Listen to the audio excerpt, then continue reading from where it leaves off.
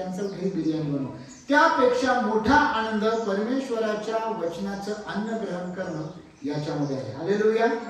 यावेळेस आपण वचनामधून पाहूया, परमेश्वराच्या वचनामधून ज्या काही गोष्टी आपण ह्या पाहणार आहोत की परमेश्वर प्रार्थनेला, कोणत्या कोणत्या लोकांच्या प्रार्थनेला आणि कसं कसं उत्तर दिलं हे आपण आज पाहणार आहोत.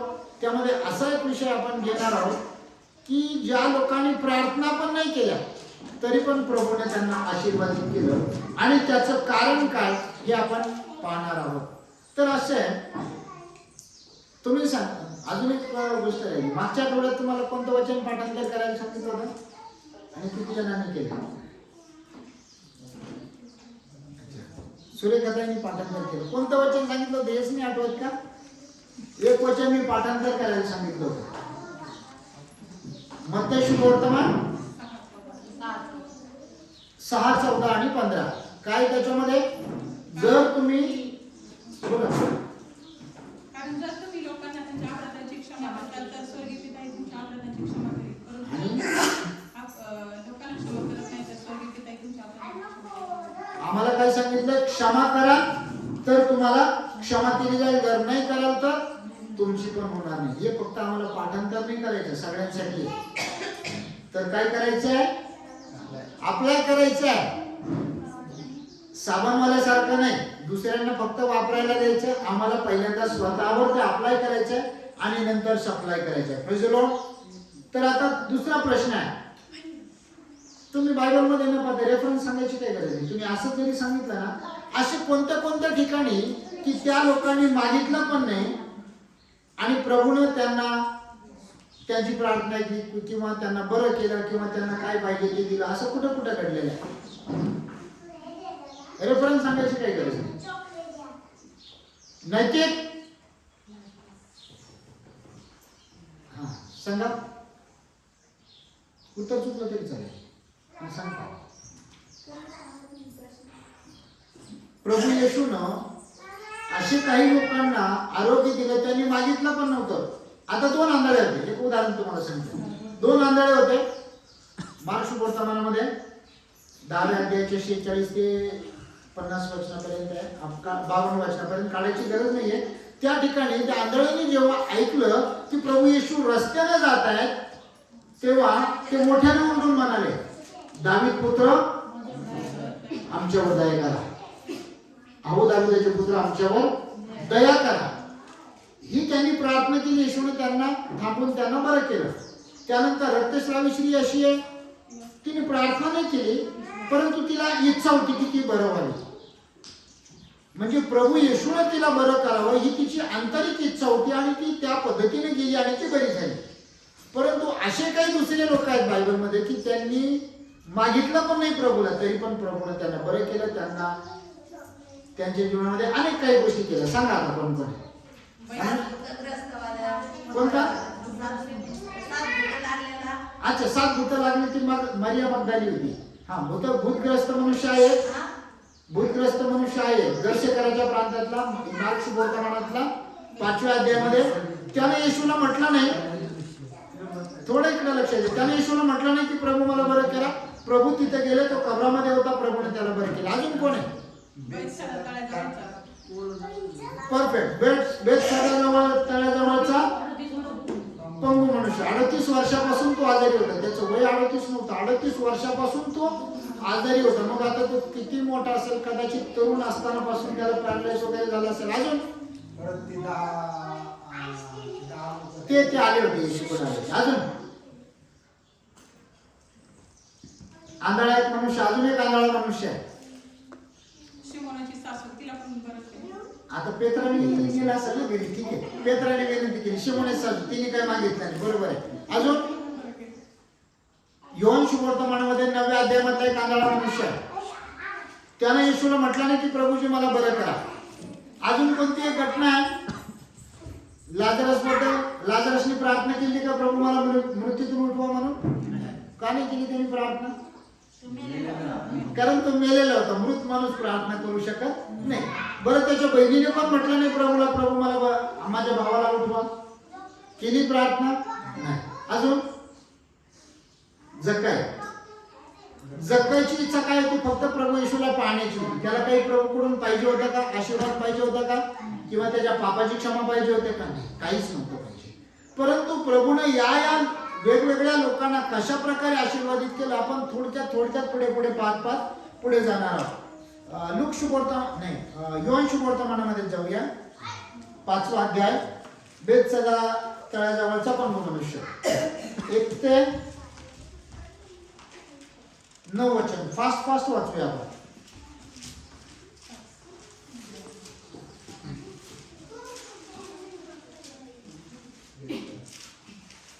त्यानंतर यहूद्यांचा सण होता. तेव्हा येशू वर यरूशलेमेस गेला. यरूशलेमेस मेंढरे दरवाजाजवळ एक तळे होते. त्याला इब्री भाषेत बेथेसदा म्हणतात. त्याच्या जवळपास पडव्या आहेत. त्यांमध्ये रोगी, आंधळे, लंगडे, लुळे यांचा मोठा समुदाय पडलेला असे. ते पाणी हलण्याची वाट पाहत असत, कारण की देवदूत वेळोवेळी तळ्यात उतरून पाणी हलवत असे. आणि पाणी हलविल्यानंतर त्यात प्रथम जो जाईल त्याला कोणताही रोग असला तरी तो बरा होत असे.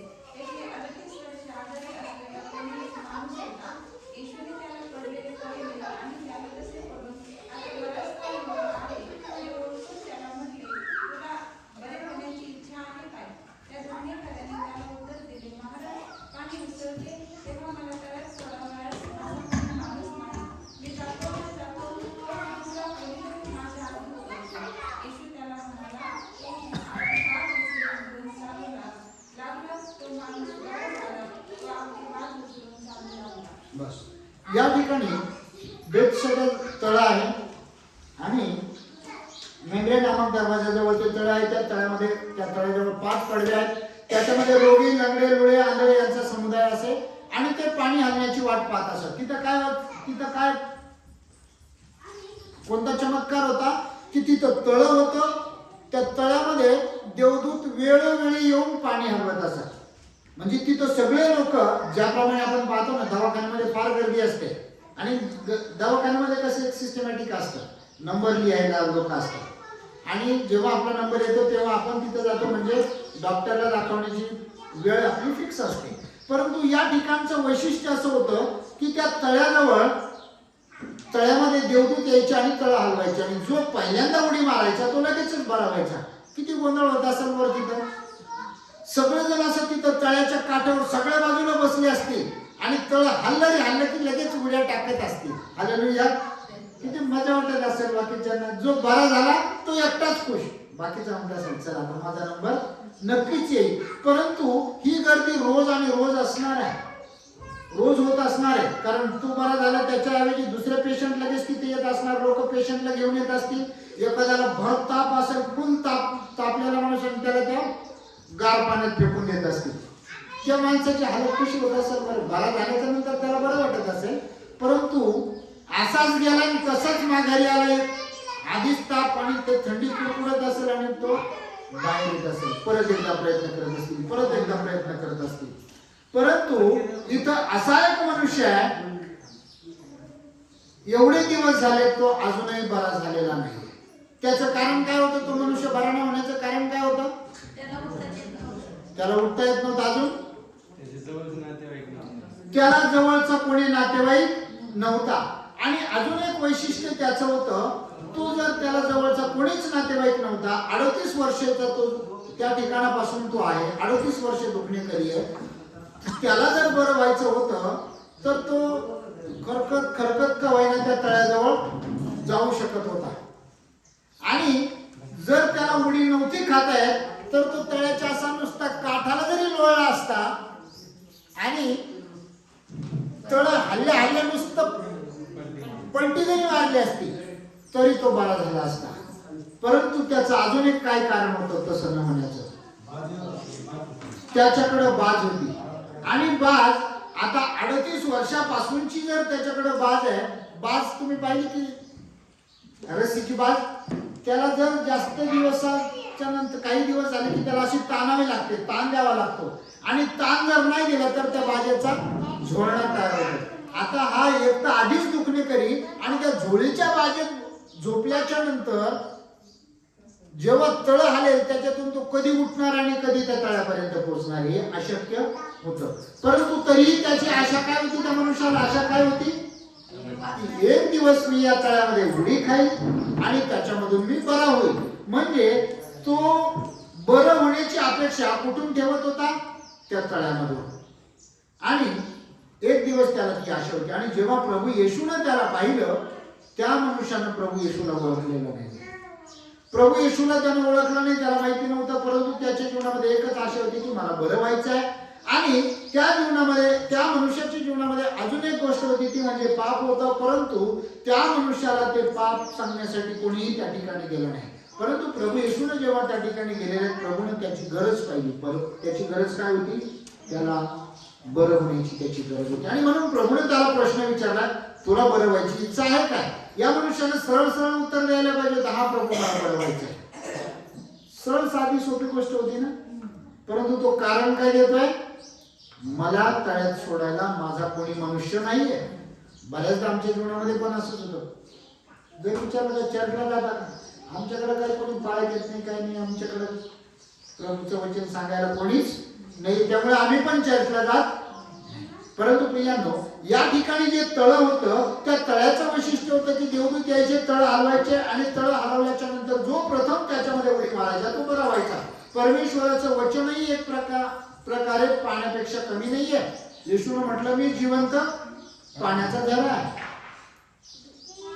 योहान शुभवर्तमान 7 अध्याय नंतर वाचू शकता तुम्ही. 39 37, 38, 39 वर्षामध्ये येशूने म्हटलं, जो कोणी ताणलेला आहे त्यानं माझ्याकडे यावं, कारण मी जिवंत पाण्याचा झरा आहे. ते नंतर तुम्ही वाचू शकता. त्यानंतर देवाच्या वचनामध्ये इफिसियन्स पत्र 5 अध्याय 26 वचनामध्ये असं लिहिलंय, वचनरूपी जलस्नानाने शुद्ध करावे. म्हणजे वचन एक प्रकारे पाणी आहे. आणि हे वचन जेव्हा आम्ही वचन वाचन करतो किंवा देवाचे सेवक वचन वाचतात, तेव्हा काय होतं, वचनाचं तळ हलवलं जातं. हालेलुया. आता सध्या काय चालू आहे, वचनाचं तळ हलवण्याचं काम चालू आहे. आणि जर आम्ही त्याच्यामध्ये उडी मारतो तर आम्हाला आरोग्य मिळणार आहे. कारण की परमेश्वराचं वचन आम्हाला सांगतं, तो आपले वचन पाठवून त्यास बरे करतो. म्हणजे आमच्या जीवनामध्ये जे काही आरोग्य आहे ते देवाच्या वचनाच्या द्वारेच येतं. म्हणून आम्हाला जर आरोग्य पाहिजे तर आम्ही वचन वाचणं गरजेचं आहे. त्याचबरोबर आता प्रश्न हा आहे, त्यावेळेस फक्त देवदूत यायचे व वचन ते तळ हलवायचे आणि त्याच्यामध्ये जो कोणी उडी मारायचा तो बरा व्हायचा. आता बाळासाहेब देवाचं वचन एकदाच सांगतात, आठवड्यातून एकदाच सांगतात. म्हणजे वचनाचं तळ रविवारीच हलवलं जातं. परंतु तुम्ही देखील परमेश्वराची फक्त सेवकच नाही, फक्त दूतच नाही, तर डायरेक्ट त्याचे मूल आहात. म्हणजे सगळ्यात मोठा मुद्दा आम्हाला दिलेला आहे. जर आम्ही त्या वचनाचा तळ हलवतो तर पहिल्यांदा उडी मारायची संधी कोणाला आहे, आम्हालाच आहे. म्हणून आमच्या जीवनामध्ये कुठलीही समस्या असू द्या, तुम्ही देवाचं वचन वाचा. वचन वाचल्याच्या नंतर प्रार्थना करा आणि पहा, प्रभू तुमच्या जीवनामध्ये आशीर्वाद देणार आहे. त्यानंतर 14 वचनामध्ये आम्हाला पाहायला मिळतं की प्रभू येशूने त्या मनुष्याला नंतर मंदिरात गाठलं आणि गाठल्याच्या नंतर त्याला एक सल्ला दिला. काय सल्ला दिला? त्यानंतर तो मंदिरात येशूला भेटला, तेव्हा तो त्याला म्हणाला, पहा तू बरा झाला आहे, आतापासून पाप करू नको. बस. करशील तर तुझे पूर्वीपेक्षा अधिक वाईट होईल. आता हा मनुष्य त्याला जेव्हा पहिला प्रश्न विचारला, तुला बरं व्हायची इच्छा की, तो म्हटला, मला माझा माणूस कोणीच नाही तळ्यात सोडणारा. त्यानंतर प्रभू येशूने त्याला सांगितलं, उठ, आपली बात उचलून चालू लाग. त्यानं प्रभू येशूची आज्ञा मानली, तो बरा झाला आणि आपली बात उचलून चालू लागला. त्या दिवशी शब्दात दिवस होता. शब्दात कधी असतो आणि सुरू कधी होतो? शुक्रवारी संध्याकाळी शब्दात सुरू होतो आणि शनिवारी संध्याकाळी संपतो. शनिवार संध्याकाळच्या नंतर इस्रायलच्या कॅलेंडरनुसार आठवड्याचा पहिला दिवस सुरू होतो आणि आठवड्याचा पहिला दिवस आहे रविवार.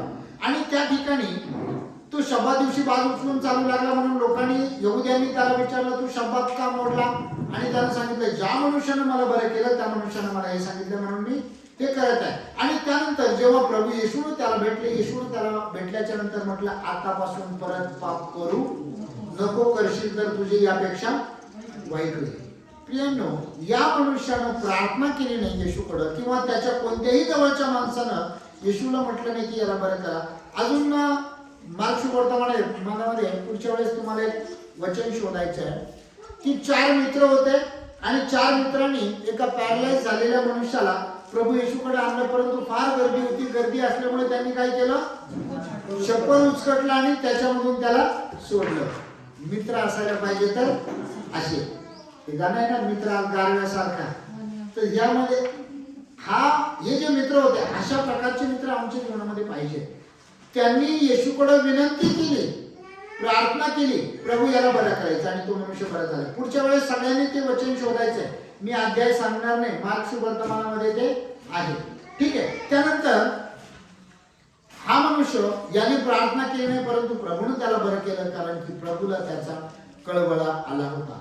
त्यानंतर दुसरा एक मनुष्य आपण पाहतो योहान शुभवर्तमानामध्ये 9व्या अध्यायामध्ये. आपण अख्खं सगळं वाचणार नाही, परंतु थोडंफार आपण पाहूया.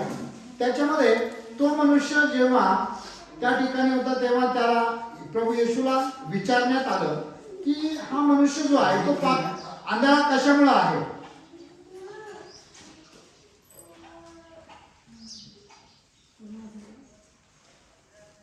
शिष्याने विचारलं 9व्या अध्यायाच्या 2ऱ्या वचनामध्ये. तेव्हा त्याच्या शिष्याने त्याला विचारले, गुरुजी, याने आंधळे जन्मावे असे पाप कोणी केले? त्यावेळेस प्रभू येशूने काय उत्तर दिलं? याने कोणाच्या बापाने पाप केले असे नाही, तर त्याच्याकडे देवाचे कार्य प्रगट व्हावे म्हणून असा जन्मला. बस, त्या ठिकाणी प्रभू येशूने काय उत्तर दिलं? त्याच्या ठाई देवाचं कार्य प्रगट व्हावं म्हणून हा असा जन्मला. त्या आंधळ्या मनुष्याने प्रभूला म्हटलं का, प्रभूजी मला बरं करा? नाही म्हटला. परंतु या उलट जे दुसरे 2 आंधळे मार्क शुभवर्तमानामध्ये त्यांनी म्हटलं, अहो येशू, दाविदाचे पुत्र, माझ्यावर दया करा. कधी कधी प्रभूची अपेक्षा आमच्याकडून ही असते की आम्ही प्रार्थना करावी, आणि प्रार्थना केल्याच्या नंतर आमच्या प्रार्थनेला उत्तर मिळतं. या 2 आंधळ्यांनी येशूकडे प्रार्थना केली. काय प्रार्थना केली? अहो येशू, दाविदाचे पुत्र, आमच्यावर दया करा. म्हणजेच ज्यांना माहिती आहे येशू आरोग्य देणार आहे, त्यांनी प्रार्थना करणं गरजेचं आहे. परंतु या जगामध्ये असे अनेक लोक आहेत, त्यांना येशू बद्दल माहिती नाहीये, तरी येशू त्यांना आरोग्य देतो. आम्हाला प्रश्न पडतो ना, काही लोक ते तर प्रभूकडे प्रार्थना करत नाहीत, चर्चला जात नाहीत, तरी ते बरे होतात, तरी त्यांच्या जीवनामध्ये आशीर्वाद आहेत. हा काय? प्रभू येशूचा कळवळा आहे. हालेलुया. 38 वर्षाचा दुखणेकरी मनुष्य प्रभूकडे गेला नाही, किंवा त्याच्या कोणत्याही नातेवाईकाने मागितलं नाही, तरी येशूने त्याला बरं केलं. या जगामध्ये अनेक असे लोक आहेत ज्यांना अजूनही येशूची ओळख नाही, परंतु येशू त्यांना बरं करतो. हालेलुया. आम्हाला वाटतं हे कसं काय, परंतु प्रभू येशूला त्या लोकांबद्दल पण कळवळा आहे. परंतु जे आम्हाला सत्य माहिती आहे, या आंधळ्या लोकांना जेव्हा कळालं की नासरेतकर येशू रस्त्याने जात आहे, तेव्हा त्यांनी कशी हाक मारलेली आहे. आपण जाऊया त्याच्यामध्ये 10व्या अध्यायामध्ये जा. मार्क शुभवर्तमान 10वा अध्याय 46 वचन. फास्ट वाचा, तिथं आपल्याला जास्त वेळ थांबायचा नाहीये. नंतर ते दिवस आले, मग तो व त्याचे शिष्य मोठ्या लोकसमुदायात एरियो सोडून जात असतात. तिमयाचा मुलगा बर्तिमय हा आंधळा भिकारी वाटेवर बसला होता. तेव्हा हा नासरेतकर येशू हे ऐकून तो मोठ्याने म्हणू लागला, अहो दावीद पुत्र येशू, माझ्यावर दया करा. बस, त्याला काय समजलं? नासरेतकर येशू रस्त्याने जात आहे, म्हणजे येशू बद्दल त्याला पूर्ण माहिती होती, आणि म्हणून तो फक्त प्रभू येशू म्हणत नाही, अहो नासरेतकर प्रभू येशू, दाविदाचे पुत्र, माझ्यावर दया करा. जर आम्हाला त्या देवाबद्दल माहिती आहे, येशूबद्दल माहिती आहे, तर आम्ही किती विशेष करून त्या देवाकडे प्रार्थना करणं गरजेचं आहे, आणि त्याला हाक मारणं गरजेचं आहे. आणि येशूने त्या मनुष्याला बरं केलं. परंतु जो आपण 9व्या अध्यायामध्ये योहान शुभवर्तमानामध्ये पाहतो, जो आंधळा, त्याने येशूकडे प्रार्थना केलेली नाहीये, आणि मग येशूने त्याला एक सल्ला दिला. आता जो आंधळा भिकारी वाटेवर बसलेला होता मार्क शुभवर्तमानातला, त्याला येशूने असंच सांगितलं, ठीक आहे, तुझ्या येशू बरा हो, आणि तो बरा झालेला आहे. परंतु हा जो दुसरा आंधळा आहे, त्याला पण येशू जागेवर बरं करू शकत होते, परंतु त्याला काहीतरी कृती करायला सांगितली. काय कृती करायला सांगितली? शिलोह तळ्यावर जा आणि आपले डोळे धुवून ये. 6 वचनाचा. असे बोलून तो भूमीवर थुंकला. थुंकीने त्याने चिखल केला, चिखल त्याच्या डोळ्यात लावला, आणि त्याने म्हटले, जा शिलोह पाठवलेला नावाच्या तळ्यात धुत. मग त्याने जाऊन धुतले व तो डोळे धुवून आला. बस, आता या ठिकाणी अजून एक गोष्ट आहे. शिलोह तळ्यावर जाण्याच्या अगोदर प्रभू येशूने काय केलं? जमिनीवर थुंकला, आणि थुंकीनं तो चिखल त्याच्या डोळ्यावर लावलेला आहे. ते असं काय केलं असेल बरं? जेव्हा परमेश्वर देवानं मनुष्य बनवला, कशाने बनवला? मातीने बनवला. नुसते मातीने बनवलं का? त्याच्यामध्ये चिखल केलं असेल आणि चिखल केल्याच्या नंतर त्याच्यामध्ये श्वास फुंकला. श्वास फुंकला नुसते अशी फुंकर मारली का? असं जोरात केल्याच्या नंतर फुंकीचे फवारे पण त्याच्यामधून उडाले असणार आहे. म्हणजे परमेश्वर देवाने जेव्हा श्वास फुंकला, परमेश्वराची पवित्र फुंकी देखील मनुष्यामध्ये आलेली आहे. आणि या आंधळ्याला जेव्हा बरं करायचं होतं, म्हणजे जो बर्तालमय जो आहे, बर्तालमय, तो बरा होण्यापेक्षा हा मनुष्य जास्त आशीर्वादित झाला असं मला वाटतं. कारण की प्रभू येशूची फुंकी त्या चिखलावर आली आणि तो चिखल त्याच्या डोळ्यावर लावला. म्हणजे फार तो मनुष्य आशीर्वादित झालेला आहे. आणि जेव्हा तो मनुष्य, त्याला माहित नव्हतं मला कोणी बरं केलं, तो गेला शिलो तळ्यावर गेला, नीट झाला आणि येशू त्या ठिकाणावरून गेल्याच्या नंतर येहुद्याने परत त्या लोकांना, या आंधळ्याला विचारलं तू कसा काय बरं झाला. पहिल्यांदा त्याच्या आईबापाला विचारल्याच्या नंतर त्याचे आईबाप येहुद्याला घाबरत होते. जर तुम्ही 9 अध्याय पूर्ण वाचला ना, त्याच्यामध्ये तुम्हाला पाहायला मिळेल. मग त्याचे आईबाप काय म्हणतात, आता आमचा मुलगा वयात आलेला आहे, म्हणजे 18 वर्ष त्याच्या पूर्ण झालेलं आहे, त्यालाच विचारा तो कसा काय बरा झाला. हालेलुया. आणि जेव्हा त्या मनुष्याला विचारण्यात आलं, त्यावेळेस त्यांनी सांगितलं येशू नावाच्या मनुष्यानं मला बरं केलं. 31 वचनामध्ये त्यानं काय सांगितलं, देव पापी लोकांची ऐकत नाही, तर जो कोणी देवभक्त असून त्याच्या इच्छेप्रमाणे वागतो त्याचं तो ऐकतो. आता हा मनुष्य बरा झाल्याच्या नंतर येशूबद्दल साक्ष देत आणि येशूने त्याला त्याची भेट घेतल्याच्या नंतर येशूने त्याला एक प्रश्न विचारला. 35 वचनापासून आता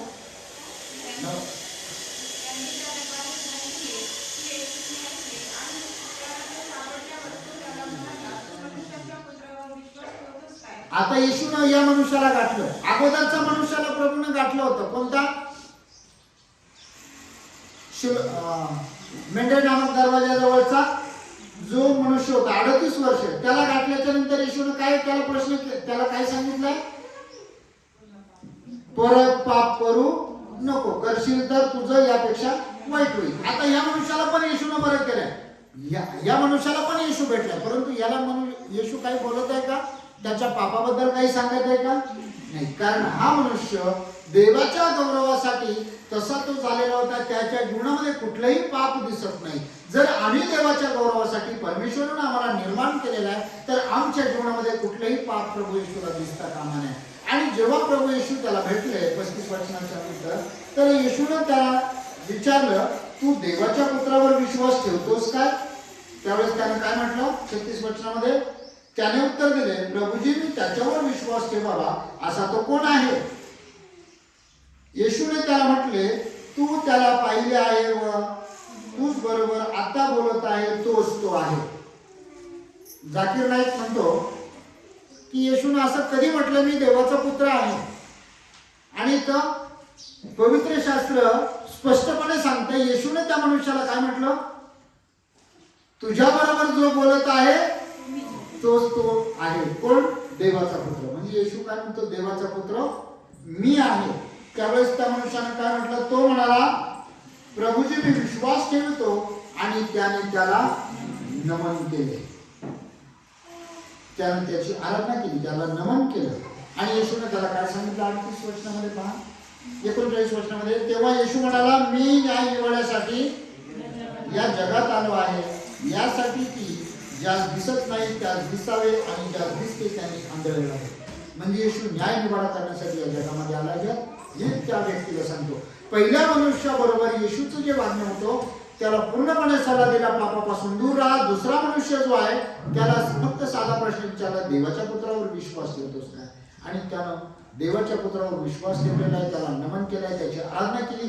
जर आम्ही देवाच्या गौरवासाठी जन्मलेलो आहोत तर आम्ही त्याची आराधना करणं गरजेचं आहे. यामध्ये जे लिहिलंय त्याला त्यानं नमन केलं. इंग्रजी बायबलमध्ये जर आम्ही पाहिलं तर त्याच्यामध्ये असे लिहिलंय, ही वर्शिप जीसस, त्याने येशूची आराधना केली. जर आम्ही त्याच्या गौरवासाठी आहोत तर आम्ही त्याची आराधना करणं गरजेचं आहे की नाही? रविवारच्या दिवशी तुम्हाला सांगावं लागतं कोणी त्याची आराधना करणार, कोणीतरी आराधना करा, मला परत परत सांगावं लागतं. परंतु जर आम्ही त्याच्या गौरवासाठी आहोत तर आम्ही त्या प्रभू येशूची आराधना करणं गरजेचं आहे. Praise the Lord. या मनुष्याने प्रार्थना केली नाही येशूला मला बरं करा म्हणून.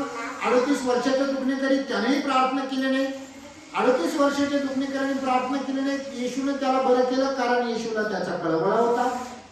आंधळ्या मनुष्याला बरं केलं कारण येशूला प्रभू तो त्याच्या गौरवासाठी हे गोष्ट करणं गरजेचं होतं. अजून एक गोष्ट आपण पाहूया लाजराबद्दलची. जास्त त्याच्यामध्ये जाण्याची गरज नाही, फक्त आपण ती गोष्ट वरवर पाहूया.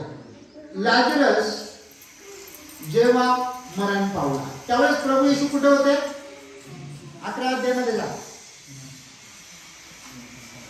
सुरुवातीचे वचन वाचा.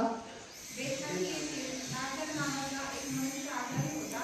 मरिया व तिची बहीण मार्था या त्याच गावात होत्या. ज्या मरियेने प्रभूला सुगंधी तेल लावले व त्याचे चरण आपल्या केसांनी पुसले, तिचा हा आजारी पडलेला लाजर भाऊ होता. म्हणून त्या बहिणींनी त्याच्याकडे सांगून पाठविले की प्रभूजी ज्याच्यावर तुमचे प्रेम आहे तो आजारी आहे. ते ऐकून येशू म्हणाला, हा आजार मरणासाठी नव्हे तर देवाच्या गौरवाच्या म्हणजे त्याच्या एवढे देवाच्या प्रकाराचे गौरव व्हावे यासाठी आहे. मार्था तिची बहीण लाजर त्यांच्यावर म्हणून तो आजारी आहे ते त्याने ऐकले. तरी तो होता त्या ठिकाणी आणखी 2 दिवस राहिला. बस बस. आता लाजरस, मार्था आणि मारिया यांच्या बरोबर प्रभू येशूचं नेहमी जाणं असायचं. हा परिवार प्रभू येशूची सेवा करणारा परिवार होता. कारण पवित्र शास्त्रामध्ये तुम्ही वाचलं तर मार्था ही प्रभू येशूसाठी जेवण वगैरे बनवायची, इतर गोष्टीची इतर कामं करायची आणि मारिया मात्र प्रभूच्या चरणाजवळ बसून त्याचं वचन ऐकत असायची. आणि जेव्हा लाजर आजारी आहे हे येशूला कळाल्यानंतरही येशू तिकडे गेलेले नाहीये आणि ते तिथंच राहिले. कारण आम्हाला पाहिलं तो की तो देवाच्या गौरवासाठी तो त्याचा आजार होता. परंतु 11 वचनामध्ये प्रभू येशूने शिष्यांना काय सांगितलं? 11 वचनामध्ये वाचा. हे बोलल्यावर तो त्यांना म्हणाला, आपला मित्र लाजर झोपला आहे, पण मी त्याला झोपेतून उठवायचा आहे. बस काय म्हटलंय? आपला मित्र लाजर. या ठिकाणी येशूनं लाजराला जाऊन काय केलं? नंतर मृत्यूतून उठवलं. त्या बहिणींनी दोघी बहिणींनी प्रभू येशूला एकच गोष्ट सांगितली. त्या म्हटल्या, प्रभूजी जर तुम्ही इथे असता तर माझा भाऊ मेला नसता. पियुष खाली उतार. या ठिकाणी दोघींनी प्रभूला म्हटलं, जर तुम्ही इथं असता तर माझा भाऊ मेला नसता. दोघींनी प्रभूला हे प्रभूचं गौरव त्यांना अजूनही कळालं नव्हतं. त्यांनी हे पण चमत्कार पाहिले होते. प्रभू येशूने अनेक लोकांना मृत्यूतून बरं उठवलेलं आहे हे त्यांना माहिती असून त्यांनी प्रभूकडे प्रार्थना केली नाही, प्रभू आमच्या भावाला मृत्यूतून उठवा. त्यांना असं वाटलं आता 4 दिवस झाले, त्याला वास येत असेल, त्याचं प्रेत सडलं असेल आणि म्हणून त्यांना येशूकडून ही अपेक्षा नव्हती की येशूने त्याला मृत्यूतून उठवावं. त्यांनी फक्त एकच त्यांचं म्हणणं म्हटलं, माझा भाऊ गेला नसता जर तुम्ही इथं असले तर. आणि प्रभू येशू गेल्याच्या नंतर येशूनं काय केलं? लोकांना काय सल्ला दिला? याच्या वेळेला आपलं मागच्या वेळेस वचन झालं होतं. लोकांना काय काम सांगितलं? कबराजवळ गेल्याच्या नंतर म्हटलं धोंड काढा. आणि त्यानंतर येशूनं लाजराला हाक मारली, लाजरा बाहेर ये. कोणतं काम सोपं होतं बरं येशूसाठी? धोंड काढणं सोपं होतं का लाजराला मृत्यूतून जिवंत करणं सोपं होतं? धोंड काढणं सोपं होतं ना. मृत्यूतून एखाद्याला जिवंत करणं म्हणजे फार मोठी अवघड गोष्ट आहे. म्हणजे डॉक्टर एखाद्या रूम मध्ये गेलेला आहे, पेशंट तिथं आहे, आतमध्ये आहे आणि ते कोमामध्ये आहे आणि त्या पेशंटला बरं करणं हेच जास्त सोपं आहे की दरवाजा उघडणं जास्त सोपं आहे? डॉक्टरसाठी दरवाजा उघडणं जास्त सोपं आहे.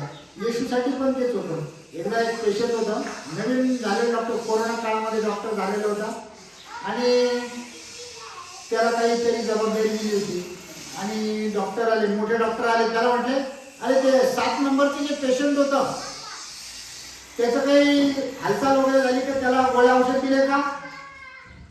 कारण तो कोमात होता ना. तर नवीन डॉक्टर होता, टेन्शन मध्ये आला, एकदम चिडीचूप. काय झालं? तो डॉक्टर मला वाटलं तू मेला काय म्हणून मी त्याचं पोस्टमॉर्टम केलं म्हणे. असे काही डॉक्टर आहेत की त्यांना काहीच कळत नाही. परंतु प्रभू येशू जेव्हा त्या ठिकाणी गेले, येशूनं लोकांना काम सांगितलं. काय काम सांगितलं? धोंड बाजूला काढा. प्रियांनो, जे काम आम्ही करू शकतो ना, येशू ते काम करण्याची अपेक्षा आमच्याकडून ठेवते. आम्ही काहीतरी करावं आणि जे काम आम्ही नाही करू शकत ते येशू स्वतः करतो.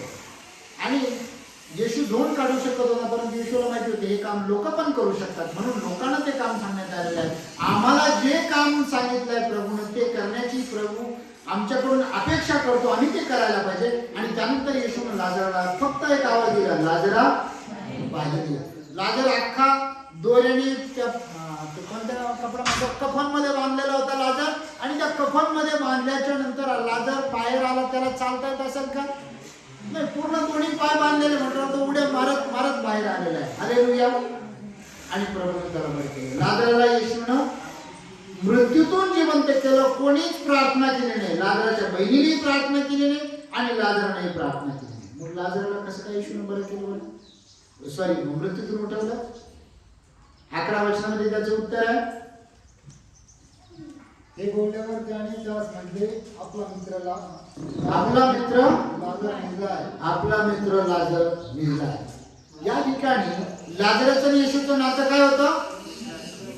मित्राचं होतं. आणि मित्राला जर काही अडचण असेल हे त्याच्या मित्राला कळाल्याच्या नंतर त्याला मागण्याची पण गरज पडत नाही. तो त्या मित्राला मदत करतो. हालेलुया. प्रियांनो, वचनामध्ये आम्ही वाचले योहान वर्तमान 14 अध्याय 15 वचन आणि कोणीतरी 15 अध्याय 14 वचन वाचलं. दोन्ही वचन जवळजवळ एकमेकांना पूरक आहे. माझ्यावर तुमची प्रीती असली तर तुम्ही माझ्या माझ्यावर तुमची प्रीती असली तर तुम्ही माझ्या आज्ञा पाळा.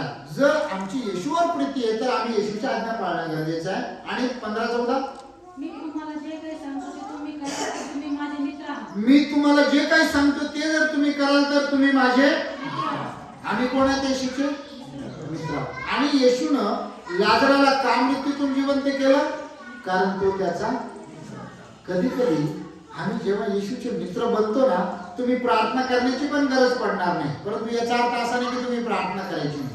आम्हाला प्रार्थना करायची आहे, परंतु असे काही आमचे काम आहेत की आम्ही प्रार्थना न करता देखील आम्हाला ते आशीर्वाद मिळतात. तुम्हाला आहे, कोणाला अनुभव आहे तुम्ही प्रार्थना नाही केली तरी तुम्हाला काही मिळाले असा अनुभव आहे? परंतु आम्हाला असं वाटतं हे सहज मिळालंय का? तर ती त्या माझे प्रभू येशूची आमच्यावर असलेली प्रीती आहे. अजून एक वचन वाचा. स्तोत्र संहिता 127 अध्यायाचं 2 वचन. न पाहता कोणाला माहिती आहे त्याच्यामध्ये काय लिहिलंय? स्तोत्र संहिता 127 अध्याय 2 वचन. तो आपल्या प्रियजनास झोपेत येतो. याचा अर्थ असा आहे का तुम्ही झोपले जाता, तुम्हाला 5,000ची अर्जंट गरज आहे, 5,000ची गड्डी तुमच्या बिछाण्यावर पडली, असं काही होतंय का? नाही. झोपेतही देतो याचा अर्थ तुमच्या ध्यानीमनी नसतानाही देतो. आता लाजराला येशूनं मृत्यूतून उठवलं म्हणजे तिच्या म्हणजे लाजरासाठी आणि त्याच्या बहिणीसाठी ध्यानीमनी नसताना म्हणजे त्यांना झोपेत मिळालेला आशीर्वाद आहे. हालेलुया. त्यांनी त्या गोष्टीची कल्पना केली नव्हती, मागितलं नव्हतं. जो 38 वर्षाचा दुखणेकरी यानं ती अपेक्षा केली नव्हती की येशू मला बरं करेल इथे येऊन. म्हणजे ध्यानीमनी नसतानाही त्याला ते आशीर्वाद मिळालेला आहे. आमच्या जीवनामध्ये देखील हा आशीर्वाद प्रभूकडून मिळणार जर आम्हाला पाहिजे तर देवाचं वचन काय सांगतं? तो आपल्या प्रियजनास लागेल ते. म्हणजे पहिल्यांदा काय व्हावं लागतं? त्याचं प्रिय व्हावं लागतं, त्याचा मित्र व्हावं लागतं. आणि त्याचा मित्र होण्यासाठी काय करावं लागतं? जर तुम्ही माझे मित्र आहात तर तुम्ही माझ्या आज्ञा पाळा. म्हणजे जर आम्ही जर प्रभूचं प्रियजन जर झालो ना तर आम्हाला प्रभू जे पाहिजे ते तो देणार. परंतु त्याचं प्रियजन होण्यासाठी असं सहज सोपं प्रियजन होऊ शकतं का? पहिल्यांदा त्याचं आज्ञा पालन करणं फार गरजेचं आहे. जेव्हा मी त्याचं आज्ञा पालन करतो, त्याला आवडणाऱ्या गोष्टी करतो, जेव्हा मी देवाला संतुष्ट करतो, त्यावेळेस देव आम्हाला जे काही पाहिजे ते अगदी सहजी आमच्या जीवनामध्ये देऊन टाकतो. हालेलुया. अजून एक उदाहरण पाहूया आपण. लूक सुवर्तमान 7 अध्याय 1 ते 10 वचन आपण वाचूया. या ठिकाणी अजून एक मनुष्य आहे. आता या मनुष्यानं प्रार्थना केली. हा मनुष्य रोमी आहे, यहुदी नाहीये. 7 अध्याय पहिल्या वचनापासून 10 पर्यंत वाचा. नंतर हे सर्व वाचल्या लोकांच्या कानी पडल्यावर तो आपले बोलणे समाप्त करून कफरनहूमात कफरनहूमात गेला. तेव्हा कोणा एका शताधिपतीचा एक आवडता दास आजारी पडून मरणास टेकला होता. त्याने येशूकडून यहूद्याच्या वडील मंडळीस त्याच्याकडे पाठवले व विनंती केली, आपण येऊन आपल्या दासाला वाचवावे. त्याने येशूकडे येऊन आग्रहाची विनंती केली व सांगितले, आपण त्याच्यासाठी हे करावे अशा योग्यतेचा तो आहे, कारण आपल्या राष्ट्रावर हा प्रेम करतो आणि यानेच आमच्याकरता सभास्थानात बांधून दिले आहे. सभास्थान बांधून दिले. बस आता हा दुसरा शतपती आहे. शतपती जो आहे तो यहुदी नाहीये, तो रोमन मनुष्य आहे आणि त्याच्या हाताखाली फार लोक होते आणि त्याचा एक दास होता, म्हणजे नोकर होता. त्या काळामध्ये गुलाम असायचा आणि तो त्याचा फार आवडता होता आणि तो मृत्यूस टेकला होता, म्हणजे मरणार होता. म्हणून त्या मनुष्याला माहिती झालं होतं की प्रभू येशू आरोग्य देणार आहे, म्हणजेच नुसतं MBBS नाही तर MD डॉक्टरच्याही पेक्षा अधिक आहे. आणि म्हणून त्यानं येशूकडे निरोप पाठवला की तुम्ही या आणि माझ्या नोकराला बरं करा. प्रियांनो, या ठिकाणी प्रभू येशूकडे हा मनुष्य स्वतः का नाही गेला याचं उत्तर आपल्याला पुढे पाहायला मिळतं या वचनामध्ये. आणि मग त्यानं जेव्हा लोकांना प्रभू येशूकडे पाठवलं, कोणासाठी? या शताधिपतीच्या चाकराला बरं करण्यासाठी. बरं कोणाला व्हायचं या अध्यायामध्ये? थोडस लक्ष द्या. चाकराला बरं व्हायचं. चाकराने प्रार्थना केली का मला बरं करा म्हणून? त्याला तर माहिती पण नसेल प्रभू येशू कोण आहे, कारण तो बिचारा गुलाम होता. परंतु त्याचा जो मालक होता, तो शताधिपती, त्याची इच्छा आहे की आता या मनुष्यानं बरं व्हावं. परंतु तो स्वतः तो मनुष्य पण प्रभू येशूकडे गेला नाही. मग त्यानं काय केलं? नैतिक त्यानं कोणाला पाठवलं? त्याच्याकडे जे काही प्रतिष्ठित लोक होते, नोकर असतील, अजून दुसरे काही त्याचे मित्र असतील, आणि अशा लोकांना त्यांनी प्रभूकडे पाठवलं. प्रभूकडे गेल्याच्या नंतर त्यांनी प्रभूला काय सांगितलं? प्रभूजी, या मनुष्याच्या दासाला तुम्ही बरं करायला पाहिजे. कारण काय दिलं त्यांनी? कसा आहे तो मनुष्य? वाचा 4 वचनामध्ये. ते येशूकडे येऊन आग्रहाने विनंती करून म्हणाले, त्याच्यासाठी आपण हे करावे असा तो योग्यतेचा आहे. तो मनुष्य कसा आहे? म्हणजे त्याचं रेकॉर्ड, त्याचं कॅरेक्टर, त्याचं चारित्र्य फार चांगला मनुष्य आहे. त्यानं मंदिर पण बांधून दिलेलं आहे, सभास्थान बांधून दिलेलं आहे. तर त्याच्या चाकराला तुम्ही बरं करा. सुरुवातीचा मनुष्य आपण पाहिला 38 वर्ष दुखणे करीत येशूला त्याचा कळवळा होता म्हणून त्याला बरं केलं. त्यानंतर दुसरा जो आंधळा होता, प्रभूच्या गौरवासाठी त्याने त्याला बरं केलं. अजून कोणतं उदाहरण पाहिलं आपण? लाजरसाला येशूने बरं केलं का? कारण तो येशूचा मित्र होता, त्याच्यावर प्रेम होतं. आता या ठिकाणी जो मनुष्य होता, या मनुष्याचं कॅरेक्टर चांगलं होतं, त्याचं वर्तन चांगलं होतं, त्यानं सभास्थान बांधून दिलंय आणि त्याचबरोबर असं लिहिलं तो आपल्या देशावर प्रेम करणार होता. Praise the Lord. याचा अर्थ आम्ही आमच्या देशावर प्रेम करणं फार गरजेचं आहे. मागच्या वेळेस मी तुम्हाला एक वचन सांगितलं होतं एचकेलच्या पुस्तकामध्ये 22 अध्यायाच्या 30 वचनामध्ये. किती जणांना आठवत आहे? मी भूमीचा नाश करू नये म्हणून बोला कोणी तिच्यातला तट बांधील की काय याची मी वाट पाहिली. देशासाठी कोणी खिंडीत उभा राहील की काय याची मी वाट पाहिली, परंतु मला कोणी आढळलं नाही. जर आम्ही आमच्या देशावर प्रेम करतो तर आम्ही आमच्या देशासाठी प्रार्थना करणं गरजेचं आहे. प्रभू आमच्या देशाचं तारणोद्धार कर. आमच्या देशामध्ये लोकांना सत्य कळू दे. आम्ही आमच्या भारत सरकारसाठी प्रार्थना केली पाहिजे, राज्य सरकारसाठी प्रार्थना केली पाहिजे, मुख्यमंत्री, पंतप्रधान, जे मंत्री आहेत सगळ्यांसाठी आम्ही प्रार्थना करणं गरजेचं आहे. Praise the Lord. आणि जर आम्ही हे करतो तर आम्ही आमच्या कृतीमधून दाखवून देतो की आम्ही आमच्या देशावर प्रेम करणार आहे. आणि जेव्हा प्रभूला माहिती होतं अरे आम्ही आमच्या देशावर प्रेम करणार आहेत, प्रभू आमच्यासाठी काहीतरी करतो. आणि मग प्रभू त्या मनुष्याच्या घरी गेलेले आहे. त्या मनुष्याच्या घराजवळ आल्याबरोबर या माणसाला अजून टेन्शन आलं. त्याने प्रभूला अजून एक निरोप पाठवला. माणसं पाठवून काय निरोप पाठवला? प्रभूजी, तुम्ही माझ्या छपराखाली यावे या योग्यतेचा मी नाहीये. आता त्या मनुष्याचं छप्पर होतं का? मस्त भारी घर असेल, बिल्डिंग असेल, एवढा मोठा श्रीमंत मनुष्य, परंतु तो स्वतःला एवढा नम्र करतो, एवढा मोठा त्याचा बंगला असेल तरी तो म्हणतो तुम्ही माझ्या छापराखाली यावे, या योग्यतेचं मी नाहीये.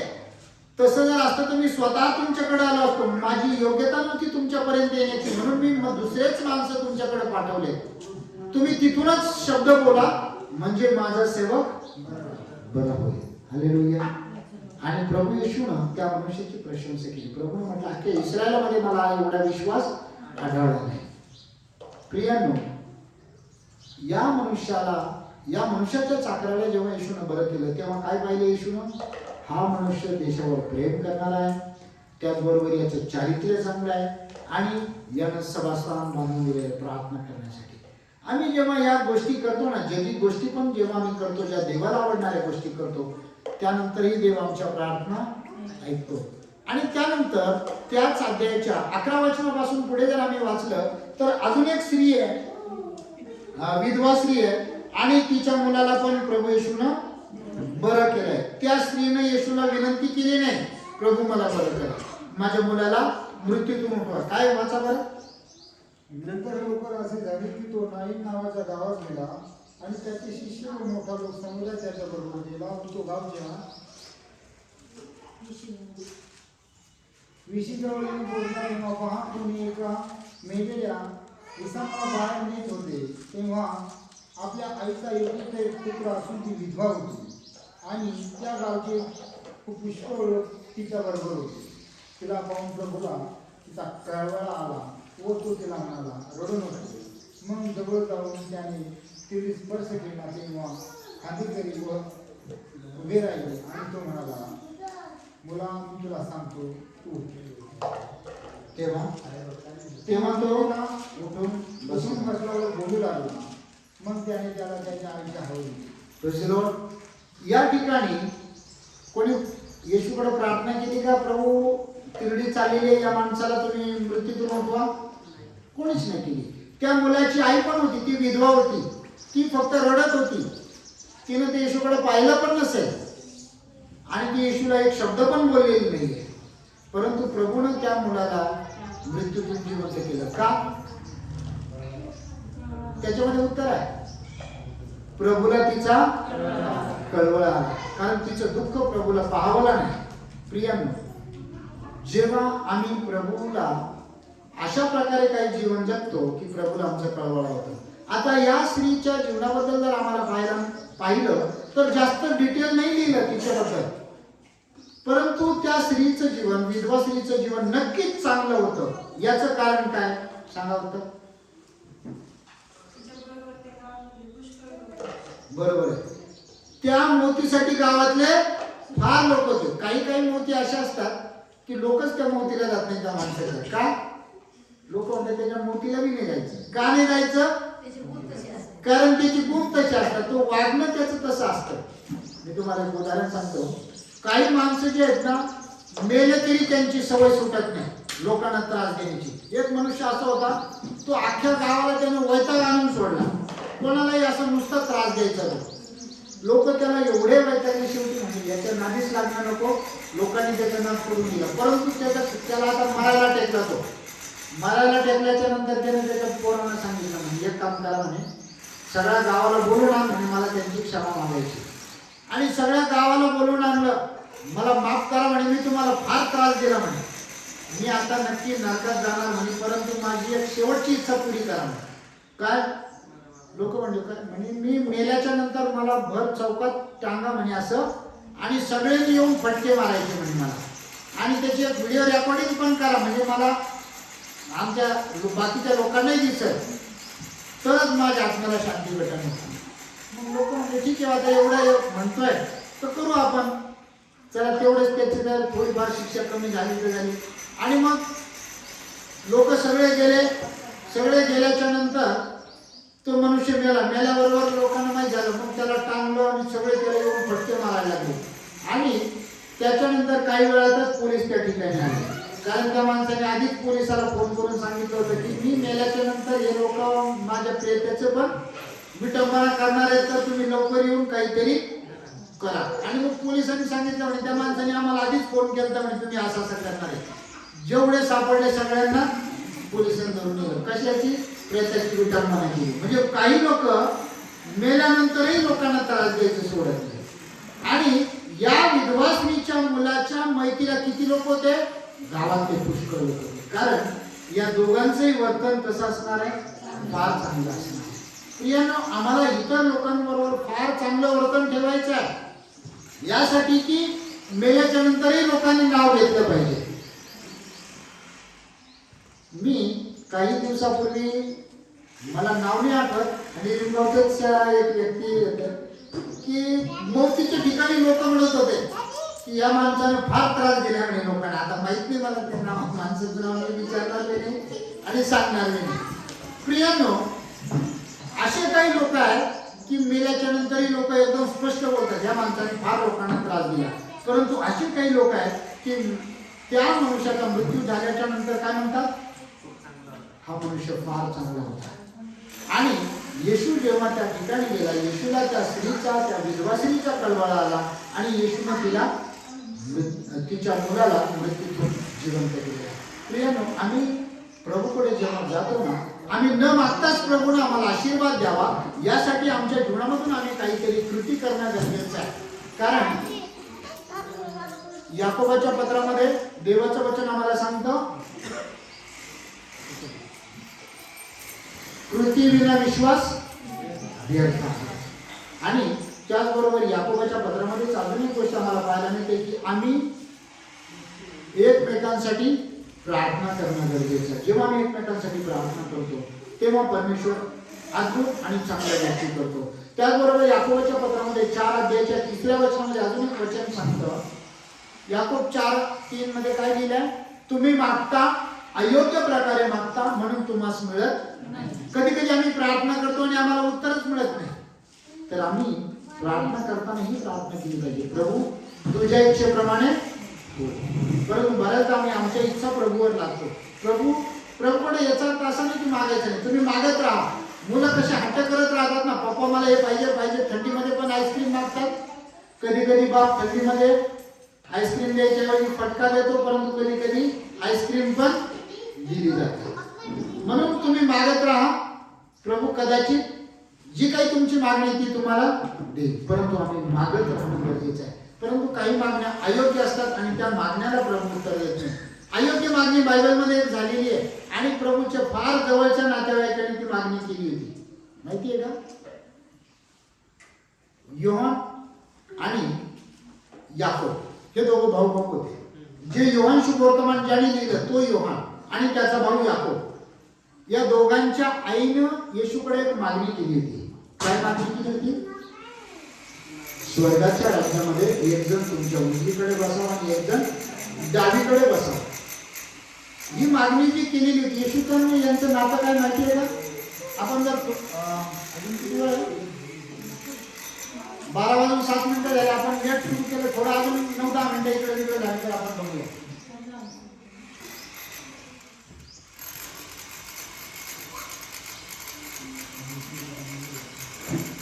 मत्ती शुभवर्तमान 20 अध्याय 20 वचन वाचा.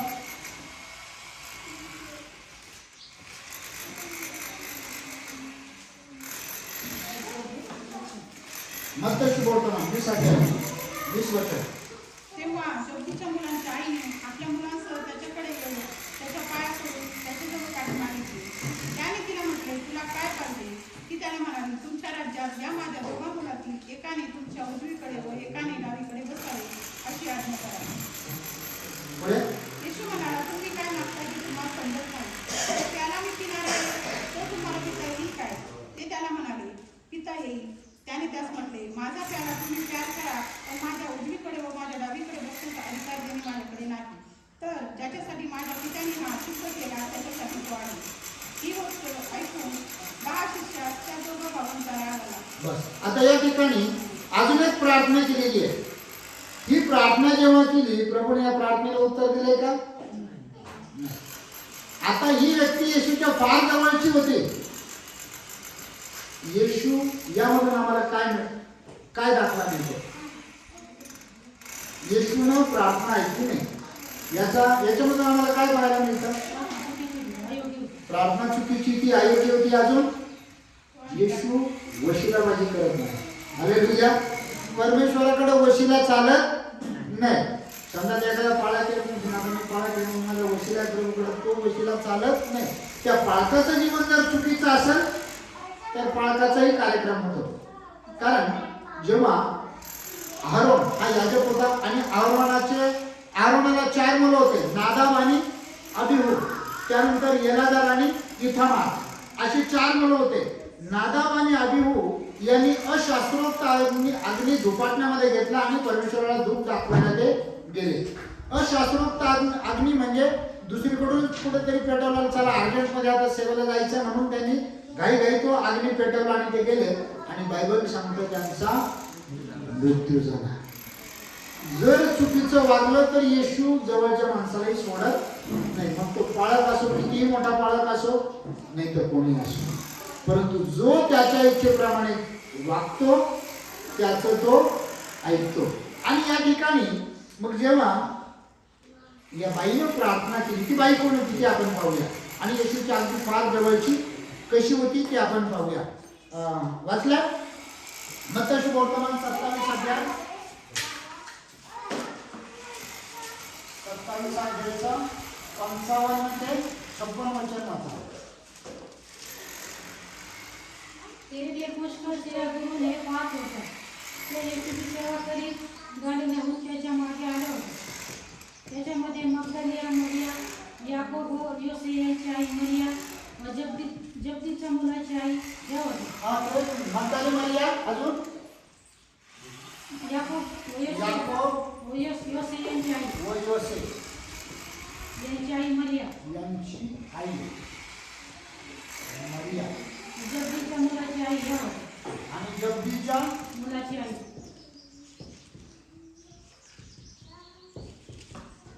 जब्दीच्या मुलांची आई यावर. मार्क वर्तमान 40 अध्याय मार्क वर्तमान 15 अध्याय 40 आणि 41 होत्या.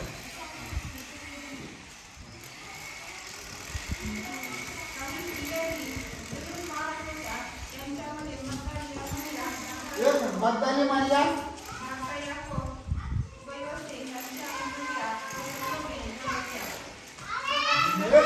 मगदली मरिया झाल्याच्या नंतर धाकटा याकोब व योसे यांची आई मरिया, अजून व सलोमी या होत्या. ठीक आहे. अजून योहान सुवर्तमान 19 अध्याय 25 वचन वाचा. येशूच्या वधस्तंभाजवळ त्याची आई, त्याची मावशी, येशूच्या वधस्तंभ, येशूची आई, त्याची मावशी, क्लोपाची पत्नी मरिया क्लोपाची बायको मरिया आणि मरिया मगदली यांच्या उभ्या होत्या. मरिया आणि मगदली.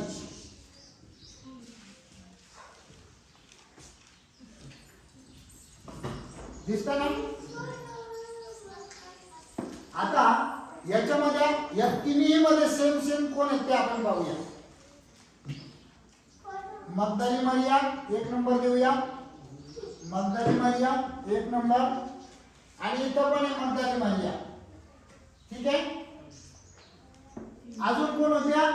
याकोब व योसे यांची आई मरिया. याकोब आणि योसे यांची आई मरिया म्हणजे कोणाची आहे ती? कोण आहे? प्रभू येशूची आई आहे. प्रभू येशूला भाऊ होते. मार्क सुवर्तमानाचा 6 अध्याय 1, 2, 3 वचनामध्ये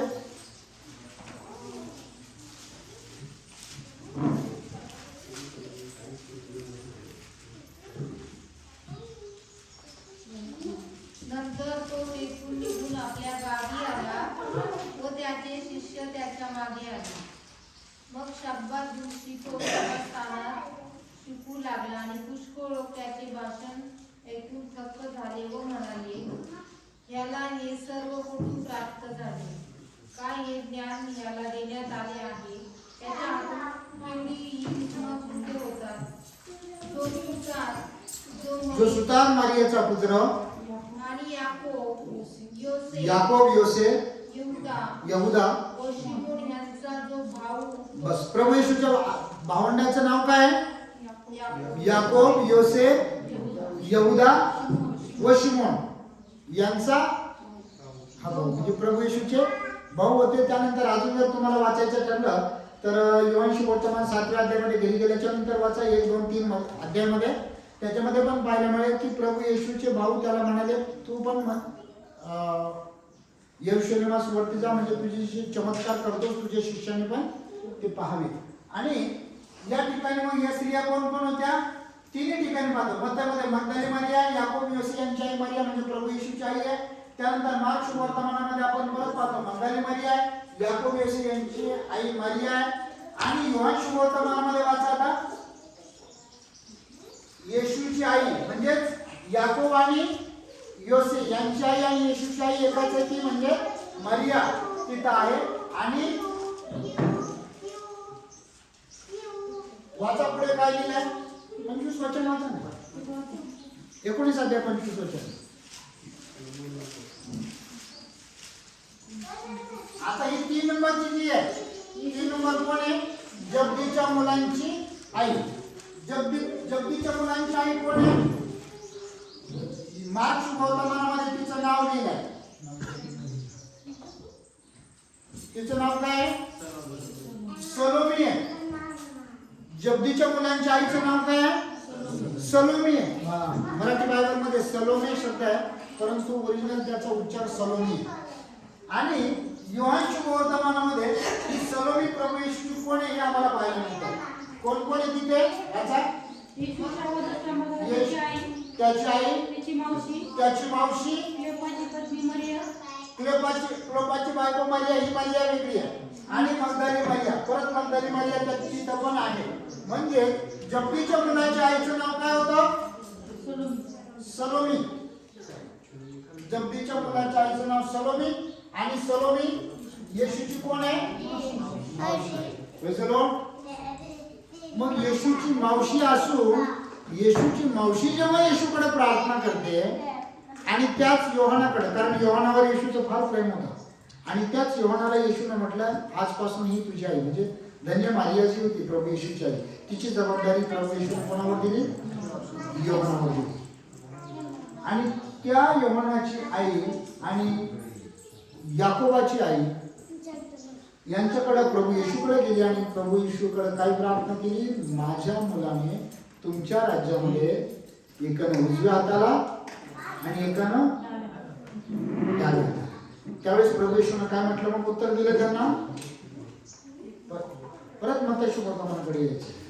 येशूने उत्तर दिले की तुम्ही काय मागता हे तुम्हाला समजत नाही. आणि म्हणून प्रभू येशूचा भाऊ जो याकोब होता त्यानं पण म्हटलं तुम्ही मागता अयोग्य प्रकारे मागता म्हणून तुम्हाला मिळत नाही. आमची मागणी जर अयोग्य असेल तर आमच्या प्रार्थनेला उत्तर मिळत नाही. आणि मग येशूने म्हटलं जो प्याला मी पिणार आहे तो तुमच्याने पिवेल काय? ते त्याला म्हणाले पिवेल. त्याने त्यास म्हटले माझा प्याला तुम्ही प्याल करा, पण माझ्या उजवीकडे व माझ्या डावीकडे बसण्याचा अधिकार ज्याने माझ्याकडे नाही, तर ज्यांच्यासाठी माझ्या पित्याने हे सिद्ध केले त्यांच्यासाठी तो आहे. हे गोष्ट ऐकून त्या 10 शिष्यांना राग आला. म्हणजे प्रभू येशूने त्यांच्या प्रार्थनेला उत्तर दिलेलं नाहीये. तर आम्ही जी काही प्रार्थना करतो, आम्ही प्रार्थना जेव्हा जेव्हा करतो तेव्हा आम्ही प्रार्थना प्रभूकडे करताना म्हणायचं प्रभू जर तुझी इच्छा असेल तर हे होऊ दे, म्हणजेच आम्ही निराश होणार नाही. परंतु त्याचबरोबर बाकीच्या लोकांच्या कशा प्रार्थना ऐकल्या त्या पद्धतीने जर आम्ही आमच्या जीवनामध्ये अवलंबन केलं तर विश्वास तेव्हा प्रभू आमच्या प्रार्थनेला उत्तर देतो. देवबाप करो या वचनाद्वारे आपण सर्वांस आशीर्वादित करू. आमेन. प्रार्थना करूया. पवित्र पिता परमेश्वर देव बाबा तुम्हाला धन्यवाद देतो, तुमची स्तुती करतो. देव बाबा इथं बसले माझ्या प्रत्येक भावाला आणि बहिणीला आशीर्वादित करा. जे वचन आम्ही आज ऐकलेलं आहे ते वचन आम्ही विसरून जाऊ नये, तर तुमच्या वचनाप्रमाणे आम्ही आमच्या जीवनामध्ये आचरण करावं. प्रभूजी देव बाबा तुमचा आम्हाला कळवळा यावा अशी आमची वर्तणूक असावी. त्याचबरोबर प्रभूजी आमच्याद्वारे तुमचं गौरव व्हावं अशी कृपा देखील करा, कारण की त्यामध्ये देखील बाबा तुम्ही आमची प्रार्थना ऐकता आणि त्याचबरोबर प्रभूजी जेव्हा तुम्ही लाजराला बरं केलं, मृत्यूतून जिवंत केलं प्रभूजी, कारण की लाजर तुमचा मित्र होता प्रभू, आणि आमच्या जीवनामध्ये तुमच्या आज्ञा पालन करण्याच्या वर तुमचा मित्र बनावं प्रभूजी, अशी कृपा तुम्ही आमच्यावर करा. त्याचबरोबर बाबा मी प्रार्थना विनंती करतो की आम्ही चुकीच्या पद्धतीने तुमच्याकडे काहीही मागू नये, तर ज्या गोष्टी तुम्हाला आवडतात, तुम्हाला आवडणाऱ्या गोष्टींची आम्ही मागणी करावी प्रभूजी, आणि जगण्याप्रमाणे आम्ही आमच्या जीवनामध्ये कृती करावी, चांगलं कार्य करून आम्ही हे प्रदर्शित करावं की होय आम्ही प्रभू येशूवर प्रेम करणार आहोत, देवावर प्रेम करणार आहोत, देवाचं आज्ञापालन करणार आहोत.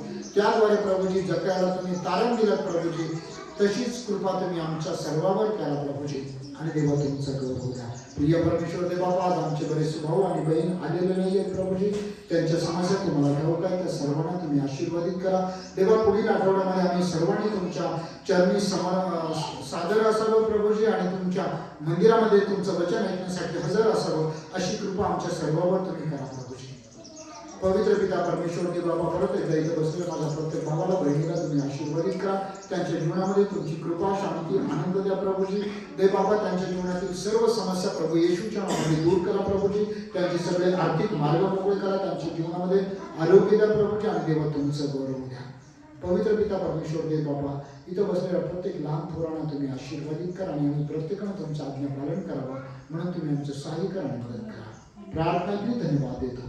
प्रभू येशूच्या पवित्र नावात प्रार्थना केली म्हणून ऐका पिता. आमेन. यावेळेस आपण